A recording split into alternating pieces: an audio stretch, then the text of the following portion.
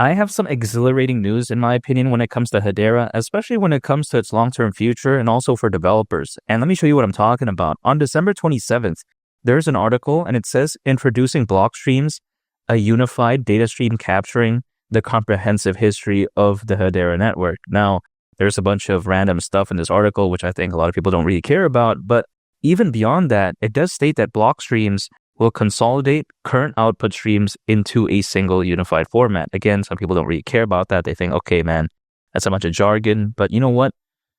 It says also in the article, moreover, the inclusion of Hedera state data redefines how developers and services interact with the network. So yeah, this is the exciting part in my opinion, enabling richer, improved efficiency and streamlined integrations.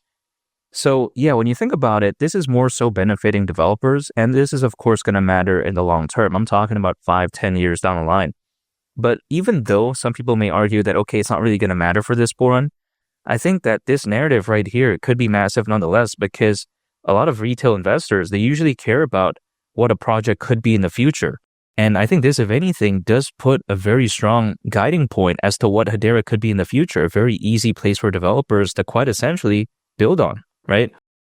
Quite essentially helping grow, the Hedera ecosystem. So when I take a look at something like Hedera, I think this right here is very massive, not only for the short term in terms of creating a good narrative, but I also think about the long term, because even though Hedera really isn't this, massive project in a sense where people really think about developing, because when you think about it, people often want to develop on like Ethereum, they like Solana, a lot of people, they're fans of BNB.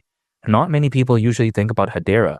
But when it comes to Hedera, in my opinion, I think it's arguably a very perfect place to be. Hedera is not a small project by any means, but in terms of its, perceived adoption, it really isn't that great in my opinion. But I think it's a matter of time, because oftentimes people like to complain that, oh yeah, when it comes to Hedera, the quality of projects really isn't there, because many would argue that Saucer Swap, which in my opinion is arguably one of the most popular Hedera projects out there, which is quite essentially, allegedly, the first ever decentralized exchange to launch on Hedera, people think that, yeah, that's not good enough.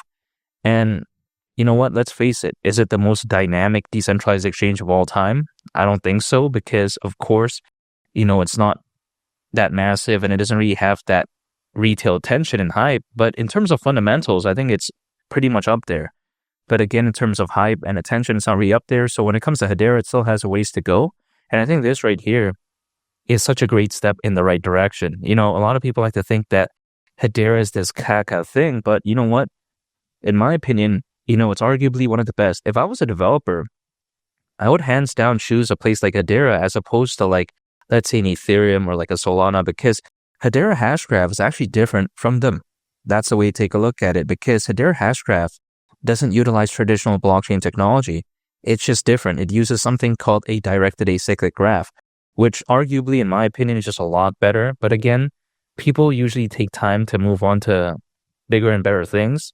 And I think Hedera Hashgraph could very well be the next one, because, of course, a directed acyclic graph consumes very low energy. It's very efficient, very scalable. Also, on top of that, has amazing data storage. The benefits, in my opinion, just greatly outweigh traditional blockchain technology. But again, it takes time to kind of change, in my opinion. But you know what? Doesn't really matter, because good thing I'm believing in Hedera as of right now. And good thing also I was believing in Hedera back in early 2023, because I saw the grand vision that Hedera has. And even after this bull run is over, I'm still going to be acquiring more and more HBAR, because I think this is something that has such a great long-term future. But even still, despite that, $3 for HBAR, yeah, that's not going to be surprising to me whatsoever. People like to say that HBAR isn't going to gain this attention because they think that it's not even going to go to the price of $1, but I disagree with that. Some people think that, oh yeah, Hedera's too caca. Well, in terms of reputation, it's pretty good. Not to mention, in terms of exposure, it's fantastic. Listed in a bunch of major exchanges. Community is also very passionate. This right here is usually a recipe for such amazing success. We've seen this work time and time again. Take a look at the traits that Solana had. It had those traits, right? Good community, good fundamentals. Also, on top of that, perceived good long-term future adoption. Also, of course, Ethereum. Ethereum, of course, already has the good adoption trait, but back then it had perceived good adoption. And we saw what happened to Ethereum. We saw what happened to Solana. We saw what happened to BNB, reaching over $100 billion of market cap. If BNB can do that, can you imagine what HBAR could do? Keep in mind, if HBAR were to go to the price of $3, considering current circulating supply, market cap would be around $115 billion. So if BNB can reach over 100 billion, why can't HBAR, do the same, if not better? That's just the way I view it. Now, people may think that when it comes to Hedera, again, they think that the ecosystem is not dynamic enough, but you got to consider how when it comes to Solana, it's not like the ecosystem is that much greater than Hedera anyways. Now, granted, Solana is a lot more popular. The ecosystem is a lot more massive. I'll give it that, but it doesn't necessarily mean that the ecosystem is that dynamic. Solana is known for primarily meme coins. That's pretty much it. No one's really going to know about the other projects like Jupiter. No one's really going to mention something like Pyth or the aspects of the render network. They're not really going to mention this type of stuff. Solana is known for meme coins. So it's not like Solana has this massive adoption anyways, in a sense.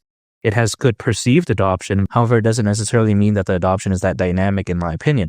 So I don't think it's really going to matter during this bull run. I think Hedera's ecosystem is good enough for HBAR to go to the price of $3. And also, another big narrative that people often care about is perceived good leadership. And in a sense, I would argue that when it comes to Hedera's governing council, which includes the likes of Google, IBM, LG, you also take a look at Dell Technologies, something like Mondelez, which is absolutely massive. Allegedly there's 39 members as of right now in the Hedera governing council. So if you think about that, this is very amazing. Now, people like to say that Brad Garlinghouse is this amazing leader for Ripple, and I agree he is. But when you take a look at Hedera's governing council, really, that just pretty much beats Ripple in any perceived leadership type of a department, in my opinion at least. So when it comes to that aspect, right, again, HBAR, that has that covered.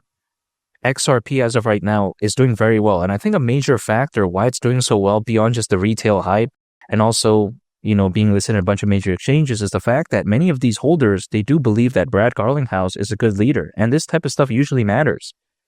And again, when it comes to HBAR, Hedera having a governing council that fantastic, this is going to matter, in my opinion. Now, people may think, okay, take a look at the price of HBAR. It's having a slight pullback, all this type of stuff. It's kind of caca. But in my opinion, what we saw this year is just a small taste. I think 2025 is going to be a time to shine. Now, it's just a waiting game. No one has a magic crystal ball to exactly tell when HBAR is going to reach its peak. We don't know. It's all speculative. But I can only assume that this bull run is going to be so amazing for HBAR because you take a look at how there's over 600 million crypto owners. You take a look at the number of institutional investors, the amount of enterprise adoption. You also take a look at how, Bitcoin is heading in a very positive direction. Not to mention, you take a look at the Bitcoin ETF, the Ethereum ETF, and also you take a look at the sentiment for cryptos overall. Man, I think it could be so amazing. However, again, it's just a waiting game and I'm willing to stay patient because I've been waiting this whole time anyways. So I'll wait it out. But in the meantime, I'm going to still be accumulating HBAR anytime an income, acquire, hold, and I just wait. That's it. Because at the price of $3 during this bull run, that right there wouldn't surprise me whatsoever. And I'm very excited for the future of Hedera. And make sure to subscribe if you gain value from this video. I'd greatly appreciate it. It's Willie the Captain, and I'll catch y'all on the next one. I'm out. Peace. Bye.